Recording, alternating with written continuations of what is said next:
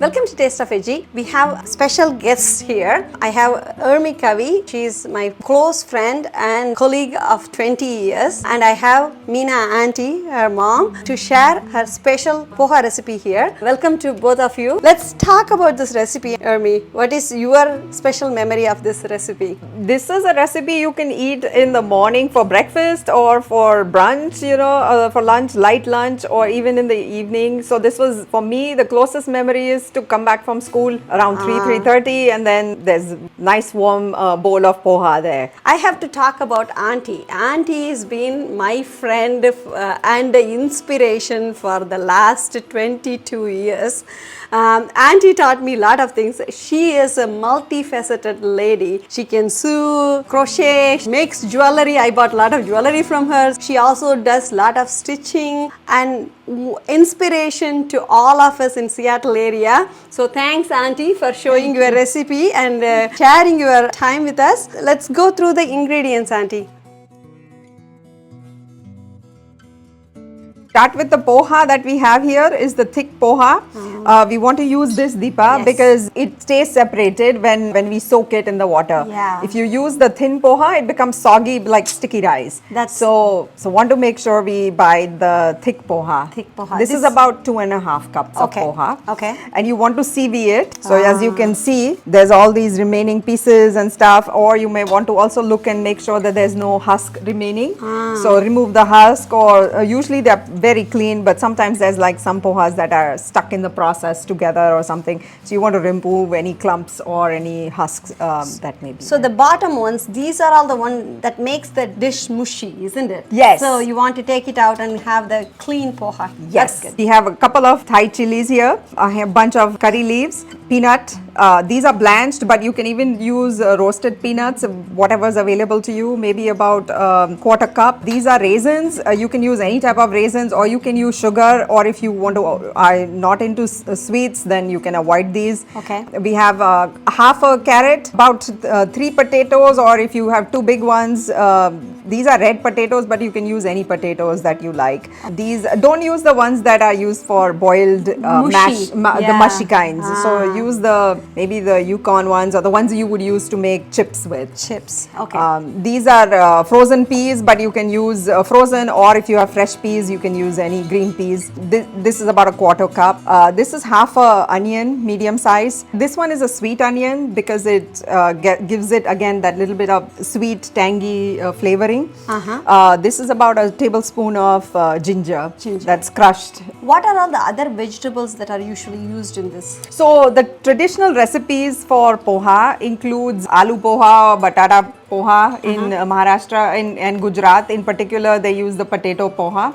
And then in Maharashtra, the traditional is kanda poha, or the onions and poha. So if you don't have the white onions or the sweet onions, you can still use the red onions also. Okay. So there's some flexibility there. If you don't have peas, if you don't have carrots, you can avoid those too. If you don't like potatoes, because so it's not mostly customizable. Very flexible. So you can use any vegetables that you want in here, because we'll stir fry these veggies first, and then poha goes in last. And the spices that go in there, salt to taste. I have rye here, or the mustard seeds. These are cumins, full cumin. We've got turmeric, and then a dash of asafoetida. Yes, I can never say that word.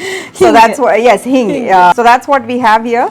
These are the things that will go in making the poha, and then we'll zoom into what goes on the top.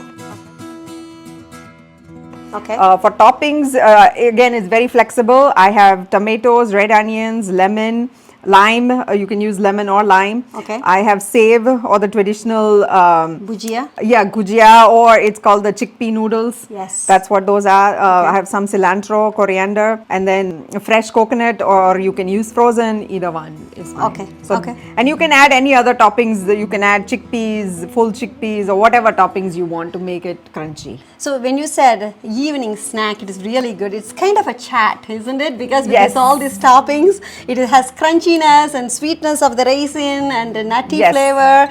Wow, yeah, this is amazing. I can't wait to taste now. Well, let's get cooking. Yeah, let's go. Washing the poha in hot water so that they get cleaned quickly And this also helps in getting the poha's cooking process going. So poha doesn't need a lot of effort. You just need to soak it in water and leave it aside for about 10-15 minutes, and your poha is ready to eat.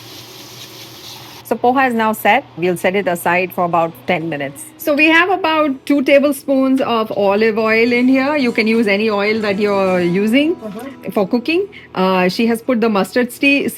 She's putting in the cumin seeds, whole cumin seeds. She's putting in some hing.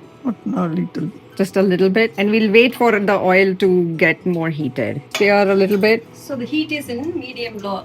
Yeah. Yes, medium. It's about medium. Yes, Medium. yes. We'll put in some chilies and the curry leaves.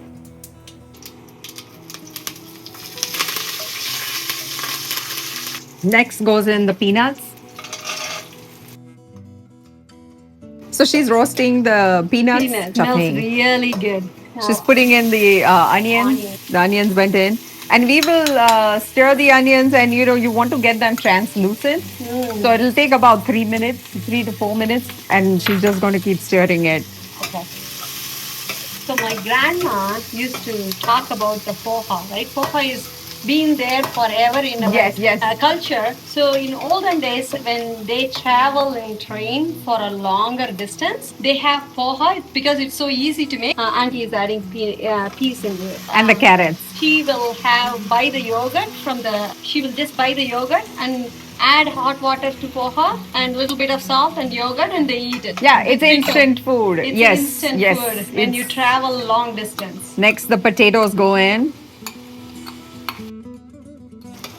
She has turned the gas to low so that peanuts don't burn, and she's stirring in all the veggies in there. When you make your poha, would you follow the same mom's recipe or would you experiment it? She's putting some ginger now. I do the same thing pretty much. In her poha, she doesn't put all the veggies, so this is like a little bit spicy. This is a combo recipe today. Even you are. Yeah, Naki. and she put some turmeric in there. Okay.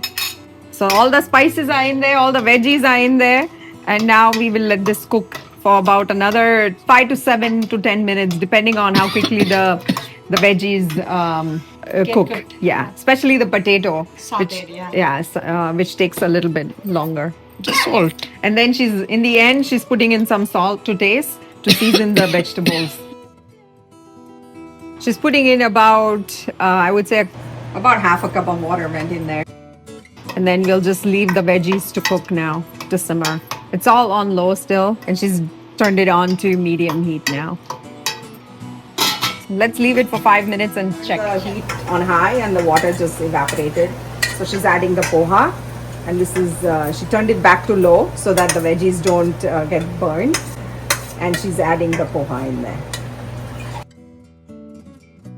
So this is, first the turmeric was added for the veggies, and the salt was added for the veggies. Now she's adding a little bit more salt for the poha and turmeric to get the poha covered. And the last bit of the ginger. Add the ginger to the veggie mix, and you add it in the end so that you get that bite for the ginger, which adds a little bit of freshness to the poha. Oh yeah, when you add a little bit at the end, it gives that ginger taste at the end, right? Yes. That's so really the freshness of yes. the ginger. Otherwise, you've added it to the cooking in the cooking the vegetables, so it flavors the vegetables, but you don't get that fresh kick.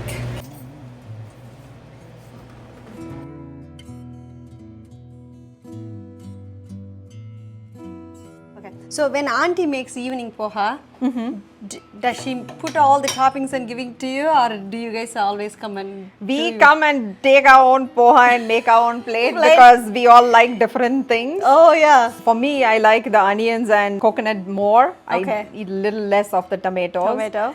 My dad, I know he doesn't like the cilantro too much. So Oh. we all have our own favorite toppings, but he loves the save. Let's do that. Okay. Let's go ahead. Okay, let's make our own. This is a fun activity for the kids when they come home, isn't it? If you give them an option like this, they have the satisfaction of just making their own poha.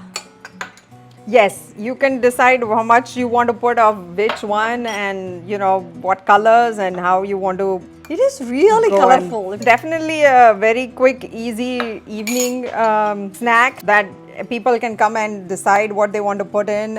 You know, some people are allergic to peanuts here, so you can put your roasted peanuts as a topping. So you don't need to include it in here. That's good. So that people can decide if they want to do it. Add So nuts you or can not. have like a poha bar. Yes. It's a live station. That's a good idea. That's a good, wonderful idea. So for you know, get together parties, you So- make this poha like, you know, like you said, Yes. it's no milk or anything. yeah, right? it's And vegan. It is vegan. It's vegan. It's gluten free and no dairy. Yes. So you can just set up the poha maybe with some flavorings. Yes. And then people can add whatever else Whatever they they want. And it is filling option, wholesome meal. So you have Indore, which has now become the poha capital of the world.